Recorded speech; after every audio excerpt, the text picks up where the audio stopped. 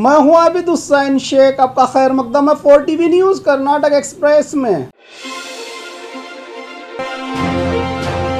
BJP को टक्कर देने के लिए नई पार्टी का हुआ गठन। देश में रही बीजेपी सरकार से नाराज खुद इन्हीं के पार्टी के नेताओं की ओर से इस बार होने वाले चुनाव में बीजेपी को मुंहतोड़ जवाब देने के लिए बेंगलुरु के राजाजी नगर में हिंदुस्तान जनता पार्टी के नाम से नई पार्टी बनाई गई है। 2013 चुनाव की तरह 2023 में भी बीजेपी को कहीं हार का सामना तो नहीं करना पड़ेगा। हालात तो ऐसे ही नजर आ रहे हैं। राज्य में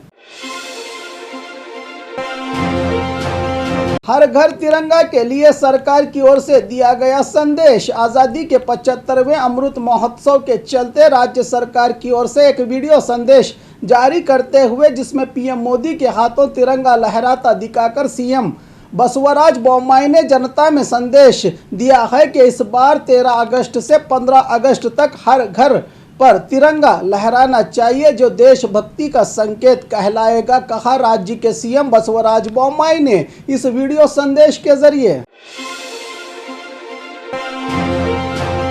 देर रात पार्टी पर पुलिस की रेड। दावणगेरे जिला विडलकट्टा गांव में रहे द स्टेज होटल में हर हफ्ते में एक बार यहां पर कपल्स के नाम पर लड़के और लड़कियों की ओर से देर रात 2 बजे तक नशे में पार्टी की जा रही थी। इस पार्टी की खबर को केएसआर पार्टी की ओर से पुलिस को देने पर पुलिस ने मौके पर रेड करके इनकी क्लास लेकर थाने ले गई है। यह मामला हुआ है हरिहर पुलिस थाना में दर्ज।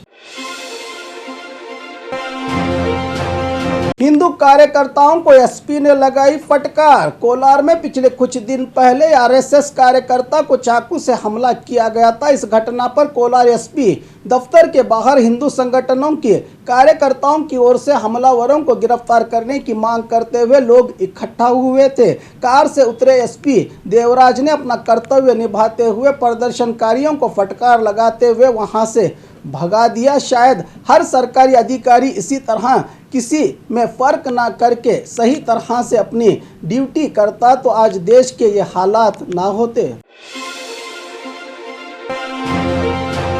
चामराजपेट ईदगाह मैदान रेवेन्यू विभाग की जायदाद पर वक्फ बोर्ड नाराज। बेंगलुरु शहर के चामराजपेट में रहे ईदगाह मैदान को कुछ हिंदू संगठनों की ओर से खुद की जायदाद बताकर गुंडागर्दी की जा रही थी। अब बीबीएमपी ने भी वक्फ बोर्ड के फैसले के बाद रेवेन्यू विभाग की जायदाद होने की पुष्टि की है। इस पर वक्फ बोर्ड चेयरमैन शफी सादी ने कहा है कि हम इसकी लड़ाई सुप्रीम कोर्ट में लड़ेंगे। सुप्रीम कोर्ट ने ही इस वक्फ की जायदाद होने का आदेश हमें दिया था। क्या बीबीएमपी सुप्रीम कोर्ट से बड़ी है, कहा शफी सादी ने।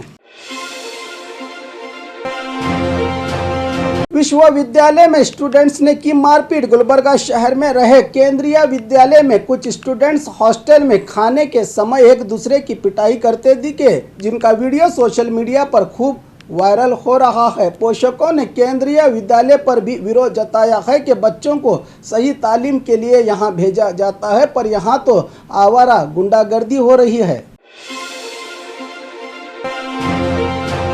ईदगाह मैदान रेवेन्यू प्रॉपर्टी घोषणा के बाद जश्न। बेंगलुरु में रहे ईदगाह मैदान को रेवेन्यू विभाग की जायदाद होने की पुष्टि बीबीएमपी ने की है। इस पर समाज में जहर बांटने वाले हिंदूवादी संगठनों की ओर से मंदिर के बाहर नारियलों को फोड़कर जश्न मनाया गया और नारे लगाए गए कि चामराजपेट को आज़ादी मिल गई। इन्हें रोकने की बजाय पुलिस तमाशा देखते हुए खड़ी थी, लेकिन देश को आज भी महंगाई, भूखमरी, बेरोजगारी से आज़ादी ही नहीं मिल पाई। क्या देश में महंगाई ज़्यादा होने पर भी इसी तरह जश्न मनाएंगे ये ढोंगी संगठन?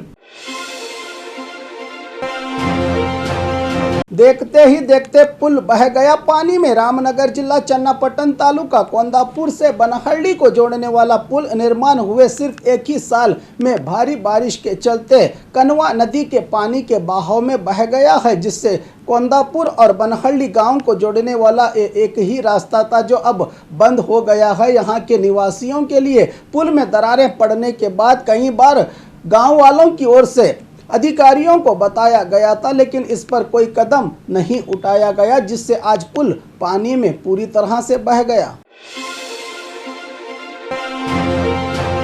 विवादित ईदगाह मैदान में बीबीएमपी सफाई कर्मचारियों की ओर से हाथों में तिरंगा लेकर जश्न। चामराजपेट विवादित ईदगाह मैदान पर बिना किसी की अनुमति के ही हिंदूवादी संगठनों के इशारे पर काम करते हुए बीबीएमपी सफाई कर्मचारियों ने इस जमीन पर अपने हाथों में पॉलिस्टर का तिरंगा लेकर साबित कर दिया कि बीजेपी सरकार की जीत हुई है। पहले खुद बीबीएमपी ने ही ईदगाह मैदान वक्फ बोर्ड की जायदाद है की पुष्टि की थी, फिर अब फैसला बदलकर किसके इशारों पर बीबीएमपी काम कर रही है, ये चर्चा का विषय बना है जनता में।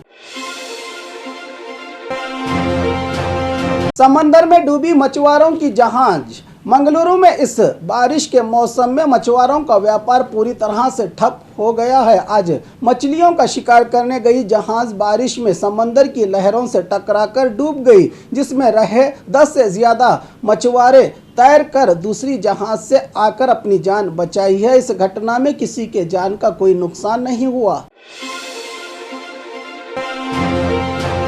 सीएम के बदलाव पर मंत्री कारजोल का बयान। राज्य में चल रहे हालातों और अमित शाह के दौरे के बाद अफवाह फैल गई है कि राज्य के सीएम बसवराज बोम्मई का जल्द बदलाव होगा। बीजापुर में एक निजी कार्यक्रम में पहुंचे मंत्री गोविंद कारजोल को मीडिया ने यही सवाल किया तो इस पर कई देर तक सोचकर कारजोल ने कहा कि यह सब अफवाह है, चुनाव तक बोम्मई ही सीएम रहेंगे कहकर टाल दिया सवाल को। लेकिन इनके देर से जवाब देने के पीछे भी कई सवाल उठ रहे हैं कि कहीं सच में तो बोम्मई को सीएम के पद से उतारा तो नहीं जाएगा।